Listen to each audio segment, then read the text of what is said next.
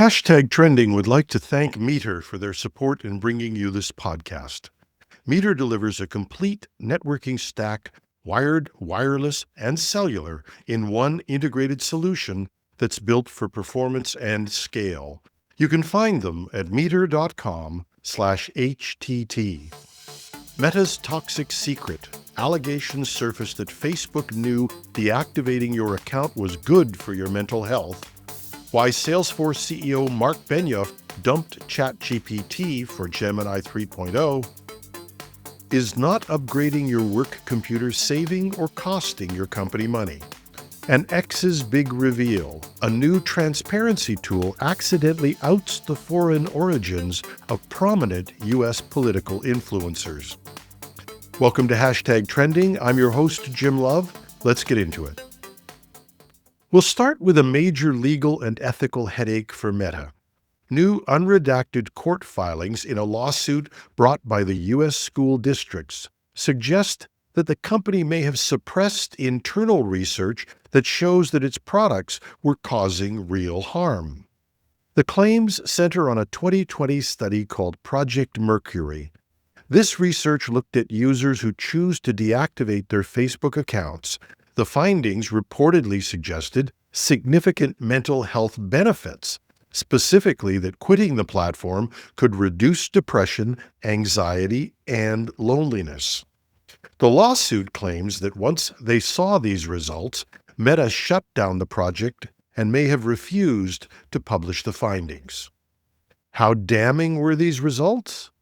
An internal staffer's filing appears to confirm the research showed a clear mechanism of harm, writing that the Nielsen study does show causal impact on social comparison.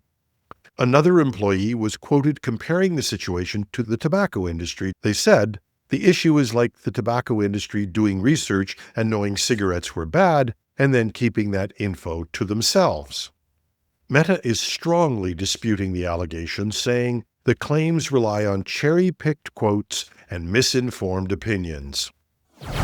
The intensity of the hype and the great reviews for Gemini have not died down. The kudos keep coming, and more new additions are announced and discovered every day. Gemini 3.0 drew a massive endorsement from Salesforce CEO Mark Benioff, who took to social media to announce he was completely switching from ChatGPT after his test drive of the new model. He wrote, "Holy shit, I've used ChatGPT every day for 3 years. Just spent 2 hours on Gemini 3. I'm not going back. The leap is insane." Even competitors like OpenAI CEO Sam Altman and Tesla CEO Elon Musk offered public, complimentary messages to Google. I've been using it for a couple of days too, and I don't want to pretend there's no negatives to Gemini 3.0 or no growing pains, but it does seem as people get to know more about it, the more positive their reception is. The developer community is buzzing about Google's new platform, Anti-Gravity. Google presented this as an agent-first coding environment, and it's getting a nickname, Cursor Killer, because it seems to be challenging existing AI coding tools. Anti-Gravity seems to be living up to the objective of turning AI from a helpful co-pilot into an autonomous teammate, giving agents full control over the editor, terminal, and browser to execute complex tasks on their own. Meanwhile, the announcements and rumors continue as Google is integrating Gemini into every corner of its expansive ecosystem. Android Auto is the latest. Google is moving Gemini into Android Auto to replace the old Assistant. Expect that to be rolled out quickly. The goal is to provide a more realistic, continuous conversational approach to in-car tasks handling multi-step queries. Driving along and need to find a restaurant or ask about parking? No need to pull over. You just continue to chat with Gemini. And there are hints that suggest that an earlier and continuing Google hit, Notebook LM, the AI-powered research tool, may be given tighter integration with Gemini. Notebook was originally an experiment that took the world by storm and has been continually expanded. It started with allowing users to do analysis, and then it could present summaries as two-person audio podcasts. It's expanded to video, and now Nano Banana, another Google experiment gone viral, is integrated in to produce visuals and even slideshows. And now there appears that there might be an even tighter integration of Gemini with these other Google tools. It's got to be a good time to be a Googler. And while Sam Altman and Elon Musk have been complimentary and gracious, for competitors, it has to feel a lot like that old FM radio line. The hits just keep on coming. The average lifespan of computers and mobile devices used by North American corporations appears to be extending. And according to some sources, that might potentially be creating a drag on employee productivity, as well as hitting the profitability of hardware manufacturers. The corporate device refresh cycle, which once typically averaged 22 months, has reportedly stretched to an average of 29 months. And while this shift may save capital expenditure in the short term, industry analysts suggest it could lead to higher long-term operating costs. Some analysts are estimating that the annual loss in productivity due to outdated equipment may be as much as 0.5% annually of a company's total output.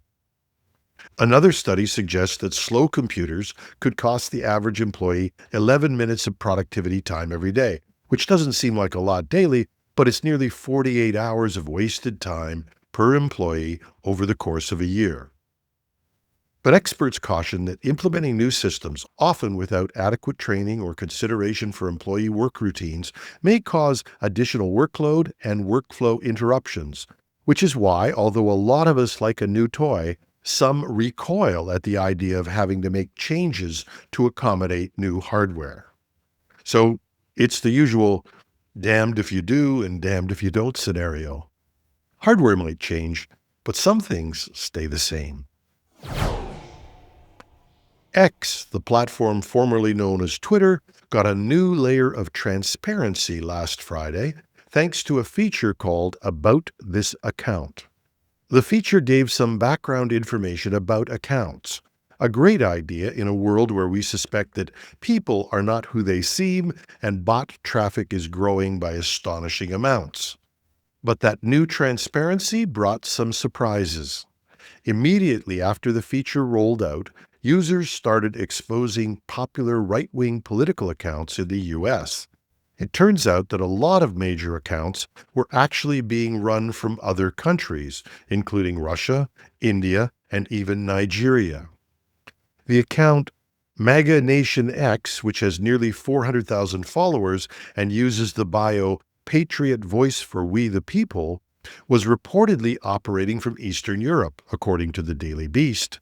Another popular profile, Ivanka News, a fan account for Ivanka Trump, with about 1 million followers that frequently posts on issues like illegal immigration, was revealed to be based in Nigeria. And on it went, with each new discovery celebrated by the critics who claim, predictably enough, that this is a political scandal. Of course, the first discoveries are political. But to those of us who are tired of what Twitter X has become, we might welcome the transparency of being able to expose fraudsters and trolls operating from remote countries. So will this initiative continue?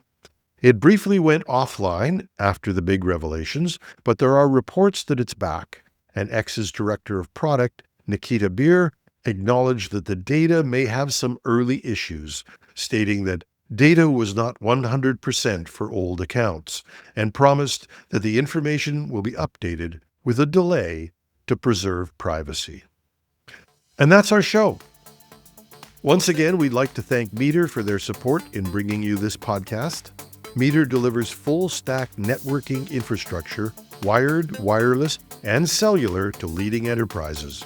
Meter designs, deploys, and manages everything required to get performant, reliable, and secure connectivity in a space. They design the hardware, the firmware, build the software, manage deployments, and run support. It's a single integrated solution that scales from branch offices, warehouses, and large campuses all the way to data centers. Book a demo at meter.com/HTT. That's meter.com/HTT. I'm your host, Jim Love. Have a terrific Tuesday.